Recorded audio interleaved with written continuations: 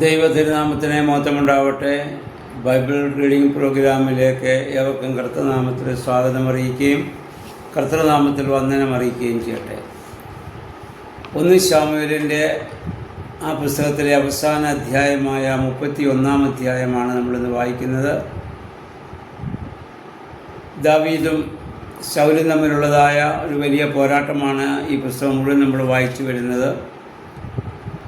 31-ാം അധ്യായത്തിലേക്ക് നമ്മൾ വരുമ്പോൾ ശൗലിൻ്റെയും തൻ്റെ മക്കളുടെയും ദാരുണമായൊരു അന്ത്യം ആണ് നമ്മൾ ഇതിലൂടെ കാണുന്നത്. ഫെലിസ്ത്യർ ഇസ്രായേലുമായി യുദ്ധത്തിലേർപ്പെട്ടു. ആ യുദ്ധത്തിൽ ഇസ്രായേൽ ജനം തോറ്റോടുകയാണ്. ശൗൽ രാജാവിൻ്റെ 3 മക്കളും അവിടെ വധിക്കപ്പെടുകയാണ്. യോനാദാനും അബീനാദാബും മൽക്കീഷ്യാവും. അവരെ ഫെലിസ്ത്യരുടെ കയ്യാൽ അവിടെ വധിക്കപ്പെടുന്നു. ശൗലിനെ വധിക്കുന്നതിന് മുൻപ് അപരിച്ഛേദരുടെ കയ്യാൽ വധിക്കപ്പെടാതിരിക്കേണ്ടതിന് സേനാനായകനോട് അദ്ദേഹം പറഞ്ഞു, നീ എന്നെ വാളുകൊണ്ട് വെട്ടിക്കൊല്ലുക. പക്ഷേ അദ്ദേഹത്തിന് അത് സാധിക്കുന്നില്ല. കാരണം ഇത്രയും വർഷക്കാലം ശൗൽ രാജാവിൻ്റെ സംരക്ഷകനായി കൂടെ നടന്നിട്ട് അദ്ദേഹത്തെ വധിക്കുക എന്നുള്ളത് സ്വാഭാവികമായി അദ്ദേഹത്തിനാവില്ല. അവൻ വധിക്കുകയില്ല എന്ന് കണ്ടപ്പോൾ നമ്മൾ വായിക്കുന്നു, ശൗൽ തൻ്റെ വാള് കുത്തി നിർത്തി അതിന്മേൽ വീണ് സ്വയം ആത്മഹത്യ ചെയ്യുകയാണ്. ഇത് കണ്ട് ആ സേനാനായകനും അപ്രകാരം തന്നെ ആത്മഹത്യ ചെയ്യുന്നു. എന്തൊരു ദാരുണമായ അന്ത്യമാണ് ഈ ശൗലിനിവിടെ സംഭവിക്കുന്നത്.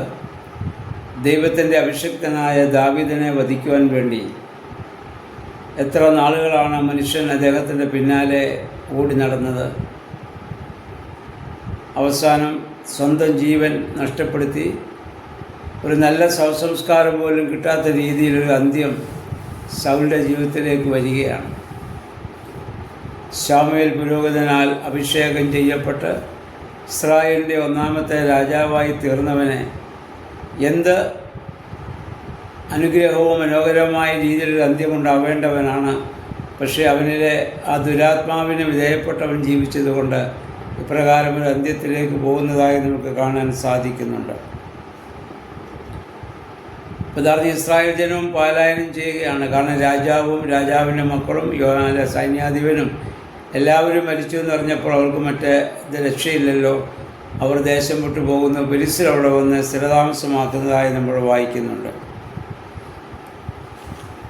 ദൈവത്തിൻ്റെ ദാസനായ ദാവീദിനെ പീഡിപ്പിച്ചവനെ ദൈവം എങ്ങനെ ശിക്ഷ കൊടുക്കുന്നുവെന്ന് ശൗലിൻ്റെ ജീവിതത്തിൽ നമുക്ക് മനസ്സിലാക്കാവുന്നതാണ്.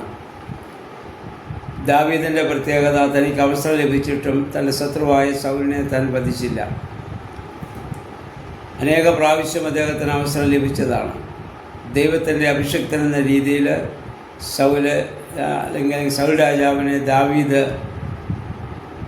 കാണുന്നത് കൊണ്ടും അവനെ വിലമതിക്കുന്നത് കൊണ്ടാണ് ദാവീദ് അങ്ങനെ ചെയ്യാതിരുന്നത്.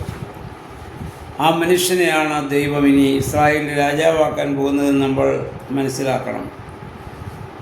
2 തീമോത്തിയോസ് 4:14 പുതിയ നിയമത്തിൽ ചെമ്പുപണിക്കാരനായ അലക്സാന്ദ്രിയോസ് പൗലോസിനെ വേദനിപ്പിച്ചപ്പോഴും പൗലോസ് പറയുന്നുണ്ട്, നമുക്കവനോട് പ്രതികാരമില്ല.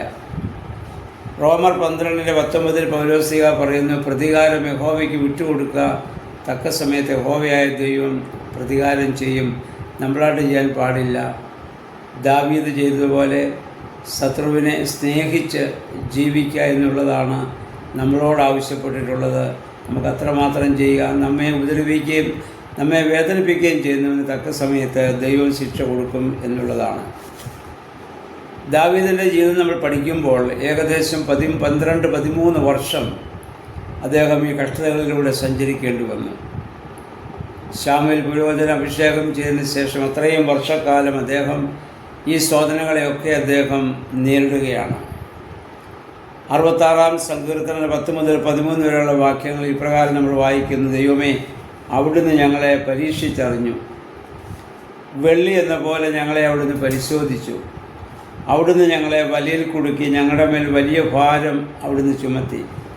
ശത്രുക്കൾ ഞങ്ങളെ ചവിട്ടി മെതിക്കാൻ ഇടയാക്കി. ഞങ്ങൾ തീയിലും വെള്ളത്തിലും കൂടി കിടക്കേണ്ടി വന്നു. എങ്കിലും അവിടുന്ന് ഞങ്ങളെ വിശാല ഭൂമിയിലേക്ക് കൊണ്ടുവന്നു. ഇസ്രായേൽ ജനത്തിൻ്റെ യാത്രയുടെ അനുഭവമാണ് ഇവിടെ പറയുക. ഒരുപാട് പ്രതിസന്ധികളിലൂടെയൊക്കെ അവർ കടന്നു പോകേണ്ടി വന്നു. പക്ഷെ അവസാനം ദൈവം വിശാല സ്ഥലത്തേക്ക് അവരെ കൊണ്ടുവന്നു. ദൈവം അവരെ മെരുക്കിയെടുക്കുവാനുള്ള ശ്രമമായിരുന്നു. നമ്മുടെ ജീവിതത്തിലും ഉണ്ടാകുന്ന ഓരോ അനുഭവങ്ങളെയും കഷ്ടതകളെയും ആ രീതിയിൽ കാണുവാൻ നമുക്ക് ഇടയായിട്ട് തീരണം. ശൗൽ നമുക്കറിയാം, ഒരു സമ്പന്ന കുടുംബത്തിൽ ജനിച്ച രാജാവായവനാണ്. ശലോമോനും അങ്ങനെ സമ്പന്നമായ ഒരവസ്ഥയിൽ ജനിച്ച രാജാവായവരാണ്. അതുകൊണ്ട് അവിടെ രാജ്യത്വമൊക്കെ പലപ്പോഴും പരാജയമായിരുന്നു. എന്നാൽ ദാവീദ് ഒരു സാധാരണ ആട്ടിടയനായി ജീവിച്ച് ഒരുപാട് ജീവിത പ്രതിസന്ധികളെ തരണം ചെയ്യേണ്ടി വന്നുകൊണ്ടാണ് അദ്ദേഹത്തിന് വിജയശ്രീലാളിതനാകാൻ സാധിക്കുന്നത്. പ്രിയമുള്ളവരെ, ദൈവികമായ ശുശ്രൂഷയായാലും ഏതൊരു ശുശ്രൂഷയായാലും ശോധനകളിലൂടെ പ്രതിസന്ധികളിലൂടെ കടന്നു പോകാത്ത ആർക്കും ഒരു നല്ല നേതാവാകാൻ സാധിക്കില്ല. ആത്മീയ തലത്തിലായാലും സാമൂഹിക തലത്തിലായാലും അങ്ങനെ തന്നെയാണ്. അപ്പോൾ ജീവിതത്തിലുണ്ടാകുന്ന എല്ലാ ശോധനകളും എല്ലാ വേദനകളും ദൈവം നമ്മളിതിനു മുമ്പ് ചിന്തിച്ച പോലെ നമ്മെ ഒരുക്കിയെടുക്കുകയാണ്. നമ്മൾ മനസ്സിലാക്കുക, വെള്ളി ഊതി കഴിക്കുന്ന പോലെ എന്ന് പറഞ്ഞാൽ വെള്ളിയുടെ മാറ്ററിയുന്നത് അഗ്നിയിലൂടെ കടത്തിവിടുന്നപ്പോഴാണ്. സ്വർണ്ണത്തിൻ്റെ അങ്ങനെ തന്നെയാണ്. അപ്പം അങ്ങനെയുള്ള അനുഭവങ്ങളായ ക്രൂശിൻ്റെ അനുഭവങ്ങളെ കാണുവാൻ നമുക്ക് ഇടയായിട്ട് തീരണം. ഇനിയും മറ്റുള്ളവരാൽ തെറ്റിദ്ധരിക്കപ്പെടുകയും അസൂയയ്ക്ക് വിധേയമാകുകയൊക്കെ നമ്മൾ ചെയ്താൽ, എന്നാൽ തക്ക സമയമാകുമ്പോൾ ദൈവം നമ്മളെ ഉയർത്തിക്കൊള്ളുമെന്നുള്ളതാണ്. അതുവരെയും ദൈവത്തിന് വിധേയമായി നമ്മെ തന്നെ താഴ്ത്തി ദൈവകരങ്ങളെ സമർപ്പിച്ച് നമുക്ക് ജീവിക്കാൻ സമയമാകുമ്പോൾ ദൈവം നമ്മെ എടുത്തുപയോഗിച്ചുകൊള്ളും. ഇപ്രകാരമുള്ള ഒരു വിനയ മനോഭാവം നമുക്കുണ്ടാകണമെങ്കിൽ ദൈവത്തിൻ്റെ പരിശുദ്ധാത്മാവ് നമ്മൾ ശക്തമായി ഇടപെടേണ്ടതായിട്ടുണ്ട്. അപ്രകാരം ഒരു ജീവിതം നയിക്കുവാൻ ദൈവമേ, പരിശുദ്ധാത്മാവെ ശക്തീകരിക്കണമേ നമുക്ക് പ്രാർത്ഥിക്കാം. അപ്പോൾ 1 ശമൂവേലിൻ്റെ 1-ാമത്തെ പുസ്തകം ഇവിടെ അവസാനിക്കുന്നു. നാളെ മുതൽ 2-ാമത്തെ പുസ്തകത്തിലേക്ക് നമ്മൾ പ്രവേശിക്കുകയാണ്.